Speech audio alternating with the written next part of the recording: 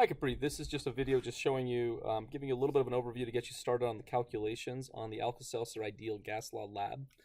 The first thing you need to do is you need to look on the package of Alka-Seltzer that you used, and you need to find out essentially the mass of sodium bicarbonate. Okay, you can find out this other information as well, but the most important part is the mass of sodium bicarbonate. So depending on how it reads on your package, you may have to find the percent mass of sodium bicarbonate and then figure out the mass of the sodium bicarbonate, or it might just tell you exactly how much it is. So in this case, we're going to use as an example 2500 milligrams. Okay, so that will not be the same amount as on your tablet. That's just a made-up number. So you'll have to make sure that you use the correct one for your tablet. And I know we had some tablets in the lab, so we have an idea of what that should be. But this is just a made-up number that gives you an idea how to get started. Okay, so most of this lab, the other part here is actually you're going to fill these boxes in after you finish your calculations. That's what those are for. Except, of course, actually these last two, of course, came from your experiment. But this one comes from your calculations, and then these two are not vital to have if they're not needed. Okay, so then going on down here, okay, now you'll see that what looks a little bit confusing is actually mostly just a detailed way to work through the calculation. And in fact, the reason it looks confusing is really just because there's so many details that you almost think there's more complexity than there really needs to be. And so the reality is this is actually not too bad, as you'll see as we work through this. So first of all, we're going to go, number two doesn't, all it's really asking is to use PV equals nRT and conjugate the formula to find volume. So simple enough, PV equals nRT, and you know what to do here, divide by P, and we're going to just move it over here, volume equals nRT divided by P. All right, very simple there. That's just something that we'll use later on in this analysis here. So the next part is, we're going to see here, this is the equation that's actually happening when you mix sodium bicarbonate with water and these bubbles come off, and of course those bubbles are CO2, okay? And describes the CO2 as aqueous in this case. The reality is it's partially a gas and partially dissolved gas in water. So I probably would have just put gas there, but either way, that's not going to be vital. We'll talk more about how this all comes together.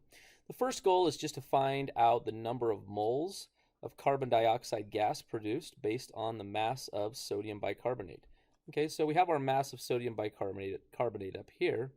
It's 2,500 milligrams. Okay, so I'm just going to do a simple conversion to start off, and we're just going to say it's 2.550 grams. Okay, so that's how I'll start because we know we're going to be working in grams. You could start with milligrams and do that conversion, but of course to go from milligrams to grams, you're just moving the decimal 3 times to the left. Okay, the next step is to now use, of course, the molar mass of sodium bicarbonate. Okay, so we're trying to find out eventually the moles of CO2. The first step is always, or almost always, to convert to moles. When you're doing stoichiometry, if you're given grams, you nearly always go to moles first, and then you're going to go from mole to mole when you're going between substances. And so in this case, we have to find out how many grams of sodium bicarbonate are there per 1 mole. All right, now you know how to figure that out, okay? So I'm just going to give you that number. All right, so the grams per mole for sodium bicarbonate are 84.0 grams per 1 mole. Always make sure that you cancel out units because that helps you keep up to where you are. So now we've got 1 mole of, and this is sodium bicarbonate, so we really should put that in there, but it's kind of long to write. So I'm just going to kind of write it to the side there. And now, of course, we don't want moles of sodium bicarbonate, we want moles of carbon. And so let's go from here and let's put on the bottom here. We've got to look at the ratio in our equation. It's 3 to 3. And of course, 3 divided by 3 comes out to be 1. So we could just put moles of NaHCO3 on the bottom and mole CO2 on the top, because again 3 over 3 just comes out to be 1 anyway. Our ratio is 1 to 1, so kind of a simple stoichiometry problem here. Those cancel out, and we're going to calculate our moles of CO2. 2.5 divided by 84 equals, so we have 0.0298 moles of CO2.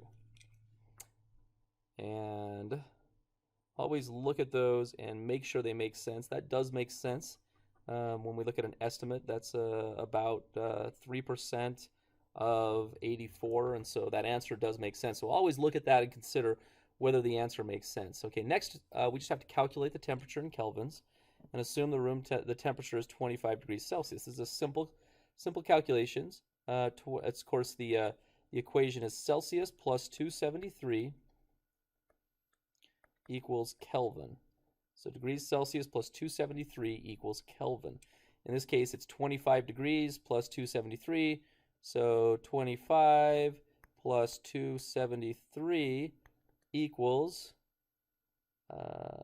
298 Kelvin. Okay, and this is important because anytime we use the ideal gas law, we have to make sure that we're working in Kelvin. All right, now calculate the pressure in atmospheres. Assume that the atmospheric pressure is 768.9 millimeters of mercury. Okay, so we're given a pressure reading in millimeters of mercury. We need to convert that to atmospheres. That's really a simple conversion. So let's try this again. 768.9 millimeters of mercury. And then we're wanting to go to atmospheres. We just use the standard conversion. This you can look up in your book or on the internet. There are 760 millimeters of mercury per 1 atmosphere. And so our answer is going to be, 1.01. And now we simply go on to the next part. This number 5 just tells us what the ideal gas constant is. Okay, so you should already have that memorized. 0.0821 liter atmospheres per mole Kelvin. And then what we say is we plug these values in to find V in liters. So we just go back to our original equation that we wrote up here. V equals nRT divided by P. Okay, so we can put that right here. V equals nRT divided by P. Okay, so let's see how we work that out. We already know what N is. It's 0.0298. R is going to be, and that's going to be in moles. Let's actually put all of our units in. By putting the units in, it helps you avoid errors. And you're going to see here in this equation that it's easy to put in errors without paying close attention. You need to know what units you're talking about. You can't just put in numbers. Okay, then we've got the gas constant, which is, of course, 0.0821 mole, make that liter atmospheres divided by mole Kelvin, and then we multiply it by the temperature.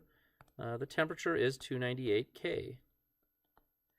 And then we have to divide by the pressure, which was 1.01 atm equals our volume. Okay, so now let's just solve for volume. Let's first cancel out all of our units, make sure we're getting the correct units. Moles cancel, atmospheres cancel. All we're left with is liters. That's exactly what we want to be left with. Okay, so now let's make a calculation here. Again, your calculation will be different on your lab because you're not using the same number of, the same measurement for the sodium bicarbonate. Okay, so what I'm getting is 0.722 essentially. And again, your number is going to be different than that because you have a different number of grams. Of course, I just made the number of grams up, and you'll want to use the one that is shown on the package of Alkaseltzer that you have. And so this will be, the measure here is going to be in liters, okay? And here's something really important. Now it says convert to milliliters, recall that 1 milliliter equals 1 cubic centimeter. Okay, so let's first convert to milliliters. So we go from liters to milliliters. We know that we can do stoichiometry on this or dimensional analysis if we need to, but we know that there are 1,000 milliliters in a liter, and so all we have to do is multiply by 1,000, and we get, of course, 722. We just move the decimal 3 times to the right to get 722 milliliters, and I'm going to do a little conversion like this because we know that as it says here, 1 milliliter equals 1 centimeter cubed, and so we get 722 centimeters cubed, or cubic centimeters. All right, now going on to this part down here. Now what we're doing is we're trying to figure out what the radius will be, and then from there we're going to try to figure out what the diameter would be, simply because the diameter is what we can measure when we're doing the lab. And so let's first solve for r cubed, as it says here. Okay, so we've got volume equals 4/3 times by 3.14 times by r cubed. Divide both sides by 4/3 times by 3.14. Divide this side by the same. Okay, and so then we're going to get, I'm just going to do some numbers here. Of course, these all cancel. I'm going to switch things around. So I'm going to get r cubed equals, the volume is going to be 722 cubic centimeters, and then we divide that by 4/3 times by 3.14.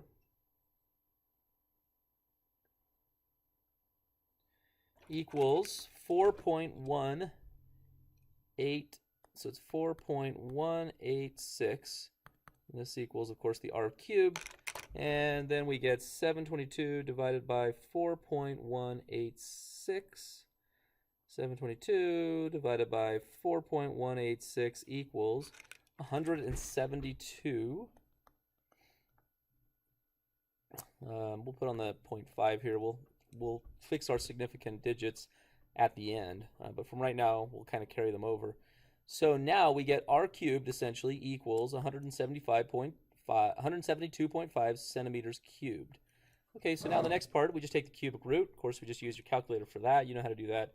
So we're going to take the cubic root of 172.5 centimeters cubed, and that is going to equal, let's see here, turn my calculator sideways here. So we've got 172.5 to the cubic root. Okay, so now we're getting a radius of 5.567 centimeters.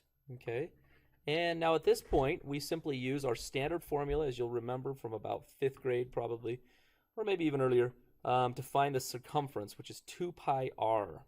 Okay, and so 2 times by 3.14 times by the radius. We've got the radius right here, and so the circumference that we're going to estimate in this case is 2 times by 3.14 times by 5.567 equals 34.96. Okay, so 34.96 equals 2. So that's how we figure that out. 2 times by 3.14 times by 5.567. Okay, so we are estimating that our radius would be 34.96 centimeters. Okay, and again, your numbers will come out a little bit different, and they should come out a little bit different because you will not have the exact same milligrams, because again, mine was made up. It was different actually on the Alkaseltzer that we used. All right, now finally percent error. Okay, the percent error is your actual radius divided by 34.96 centimeters. And then, of course, you just multiply by 100% to get a percentage. And that's it. So that really covers the calculations. Sorry it's a little bit sloppy, but hopefully that gets you going. Again, make sure that you use the correct numbers for the Alkaseltzer that you used. And then other than that, I'll look forward to seeing it turned in, and then let me know if you have any questions also on the final. As you work through that final review, that'll be critical to get that done. I'm not so concerned about it from a points perspective, but I am concerned about it just from the standpoint of that will have a lot of information that'll be really helpful to you. And I also recommend practicing the Kahoot. I think if you can ace the Kahoot, or get to that level, then I think you're going to get at least 75% right on the test, would be my guess. That's kind of the sample from the Kahoot. Maybe even quite a bit higher, but at least that high. So, all right. Well, good luck on all your studying, and send me an email if you have any more questions.